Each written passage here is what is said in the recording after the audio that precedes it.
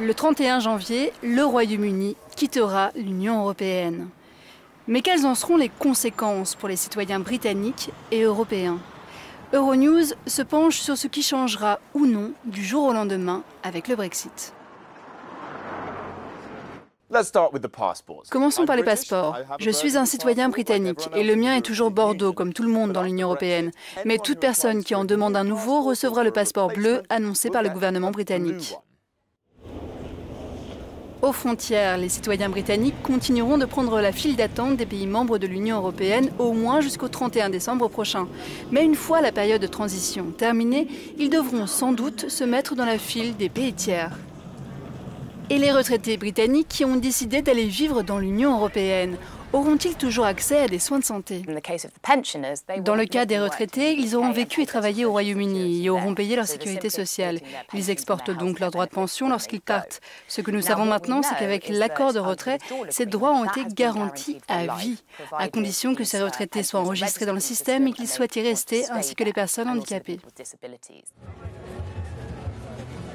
Mais la question se pose aussi pour les vacanciers britanniques. Pourront-ils se faire soigner?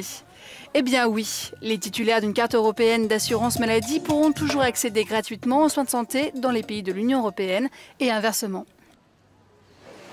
Dans cette histoire, les moins chanceux, ce sont les étudiants. Les étudiants européens et britanniques qui ont réservé une place à l'université en septembre payeront les frais prévus. Mais après 2021, un étudiant européen, par exemple, pourrait payer jusqu'à 30 000 € pour étudier en Grande-Bretagne.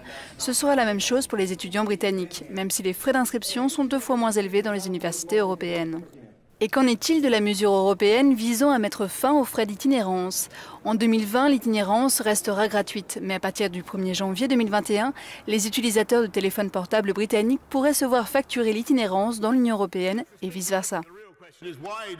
Le Royaume-Uni peut aussi commencer à négocier des accords commerciaux, mais il perd sa place à la table des négociations à Bruxelles.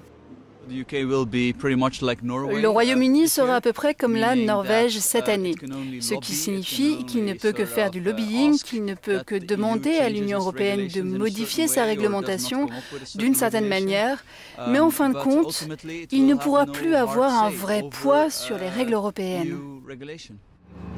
Enfin, l'Union européenne va tenter de conserver ses droits de pêche dans les eaux britanniques après 2021.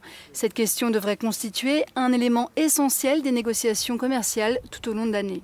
Le Royaume-Uni quitte officiellement l'Union européenne, mais il reste encore beaucoup à décider, à négocier avant le 31 décembre et la fin de la période de transition, pendant laquelle beaucoup de choses resteront inchangées.